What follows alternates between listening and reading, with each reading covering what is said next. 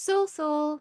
That is exactly what you will hear if you launch The Sims 2, and it brings so much of nostalgia to me. Hello, welcome to another video. Today I will try to bring you a review of The Sims 2 and if it's still worth buying and playing this title in 2025. My name is Lucy if you're new to this channel, and I would like to welcome you here. If you like gaming content in general and especially my beloved The Sims franchise, please consider to subscribe to my channel as I am planning to do many more videos related to The Sims content in the future. Thank you so much if you will subscribe, and now let's get into the review of The Sims 2. It's been a week since the re-release of The Sims and The Sims 2 Legacy Collection, and I made a video about The Sims 1, but with the 25th anniversary of The Sims franchise, I didn't manage to get to this review sooner. You may know that I'm an OG Simmer. I played The Sims 2, The Sims 3, and I still play The Sims 4. I recently released a video about what you need to do to earn rewards for the first week of Blast from the Past event for The Sims 4, so you can check that out. I will link that to the cards in the top of the screen, and it's always worth getting a free content for the game, so go get it. But let's get back to The Sims 2 and let's find out if this game can provide you some value nowadays. The Sims 2 was released in September 2004, so it's been a while, but after a massive success of The Sims 1, you could expect nothing less than other successful title. Compared to the previous game, The Sims 2 came with 3D graphics engine and with an innovative gameplay. The main goal of this game is the same like in the previous title: keep your Sims alive, fulfill their needs, build them a nice home, make them successful in their careers, and much more. Let's talk a bit more about the gameplay, because there are certain features which made The Sims 2 innovative, such as introduction of wants and fears. Wants, as it sounds, are interactions that your Sim want, and if you manage to fulfill them, your Sim will get points which will fill their aspiration bar. And what is an aspiration bar? It is a bar that shows you how is your Sim happy overall. So if you meet some of the wants of your Sim, this bar will be filling up. On the other hand, you can imagine what happens if your Sim will meet their fears. The bar will go down and your Sim won't be happy about it. Talking about the aspiration bar, The Sims 2 also brought aspirations, which are basically lifetime goals for your Sims, and you can know this from later games. Another unique gameplay mechanic which The Sims 2 brought to players is an ability to pass down the traits that your adult Sims have to their children. I think personally that this is a very engaging mechanic, especially if you play your household for generations. And that is another difference compared to the original title. Sims in The Sims 2 age, therefore have different life stages, which provides much more complex experience. Talking about the gameplay, The Sims 2 has 8 expansion packs and 10 stuff packs. The Sims 2 Legacy Collection that you can buy now on the EA app, Steam and Epic Store has all of the content apart from one specific stuff pack, which I personally miss a lot, and that's an IKEA stuff pack which brought iconic furniture to the game, and I assume that the reason why EA didn't include this stuff pack for the re-release is related to the licensing issues. But apart from that one stuff pack, you will get access to university, nightlife, open for business, pets, seasons, bon voyage, free time, and apartment life. And regarding stuff packs, you will get holiday party pack, family fun stuff, glamour life stuff, happy holiday stuff, celebration stuff, H&M fashion stuff, teen style stuff, kitchen and bath interior design stuff, and mansion and garden stuff.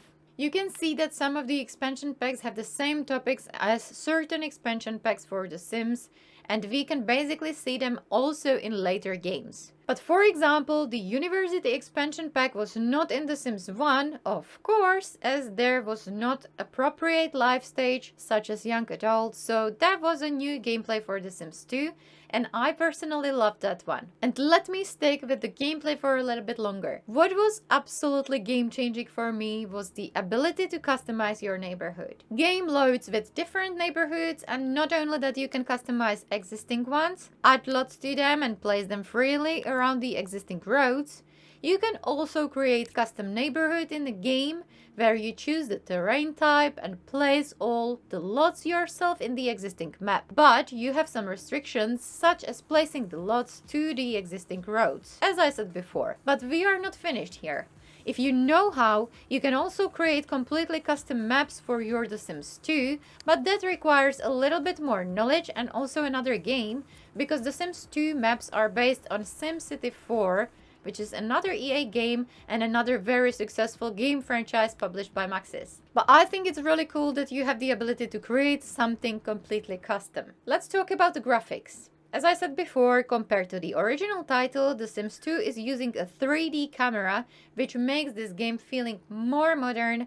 You can zoom in and out, you can move around a lot freely, you can rotate and tilt the camera, you can switch to the top view when you are building to make floor plans easier, and it all improves the feeling from the game. The character models in The Sims 2 are more rounded and smoother compared to The Sims 1. Also, when you are creating your sim, you have much more options compared to the original game. Talking about the character models, Sims in this title can have different facial expressions, such as happiness, anger, sadness, and surprise, which make your Sims to be more alive, and it adds a lot of depth and personality to them. Objects in the game are more detailed and also provide more interactions with them compared to the original title, and The Sims 2 has also improved lighting and shadows, which adds a bit more realism to the look, but keep in your mind that The Sims 2 art style is not aiming for hyperrealism, but it's cartoonish, with vibrant colors, and I would say still very iconic. The positive change which came with the re-release of The Sims 2 last week is also that the resolution of the game is now up to date and you can play it on your PC with the resolution up to 3840 by 2160, which is 4K. I will talk again about the resolution and settings for the game in a bit when we will talk about the performance. But now let me talk about the sound design of the game, which is another selling point and also a crucial part of the game. As I said in the previous video related to the Sims original game, sound is very important for the Sims, and I think it was very well designed overall. It definitely adds depth and personality to the game. There are environmental sounds to add realism. You will hear background noise while your Sim will do certain activities such as washing dishes or just walking around, and you'll hear their footsteps. There are also ambient sounds such as birds chirping, wind blowing, etc. And that really creates the atmosphere of the environment.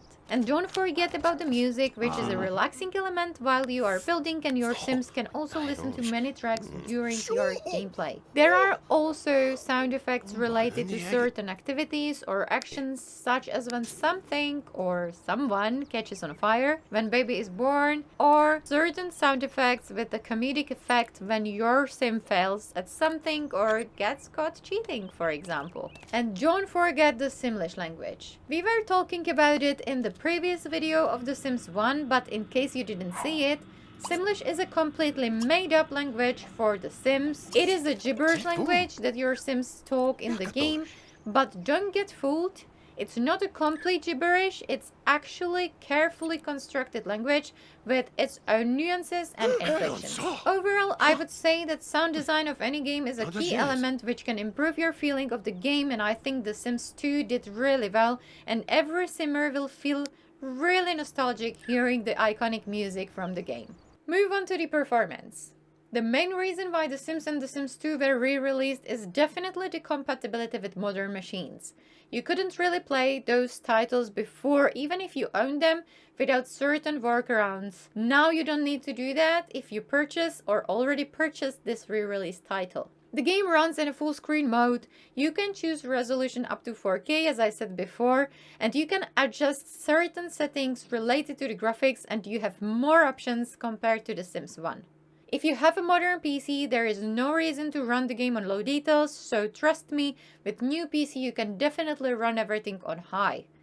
The game itself runs smooth, at least that is my own experience. Yet there is still a bit of loading time when you launch the game or switch between worlds, but nothing horrible. However, I have one complaint to make, and that is the sound volume when your game is loading. I think it's incredibly loud, and even if you lower the sound volume in the game, the first loading screen with the intro is super loud anyway, so I recommend you, for your own good, skip it to save your ears. You can do it simply by clicking anywhere on the screen when the intro is on. I also want to say that since the re-release of The Sims and The Sims 2 on the 31st of January, there were already 2 updates for the game, which is a good sign that if there are some bugs, EA is willing to fix them. But now let's summarize this all and figure out what are the main selling points of this game and why you should buy and play it in 2025, or why you shouldn't do that and instead stick to the modern Sims games. First point, nostalgia. Many players who fell in love with the Sims franchise, including me, would want to simply own the game that they knew, played and spent many hours in it. So if you are a collector, you will probably purchase the game anyway, just to own it and have possibility to play it. Second point is a unique gameplay compared to The Sims 1. However, we can argue here that later titles deliver that too and maybe even better, so this can be a plus for players who don't own The Sims 3 or The Sims 4. The Sims 2 has a mechanic of wants and fears and aspirations. That is a new mechanic which was not a part of The Sims original title. Third point, simpler gameplay.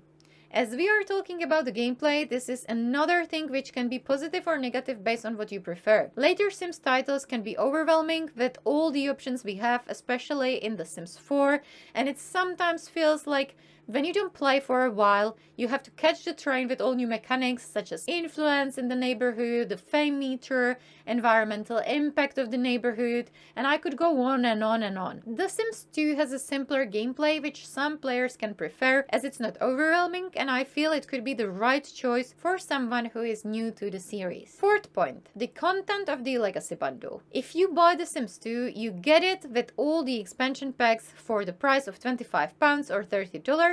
Or if you buy it as a bundle with The Sims 1, it will cost you £35 or $40. And that is definitely cheaper than buying multiple expansion packs for The Sims 4, which is the most modern title.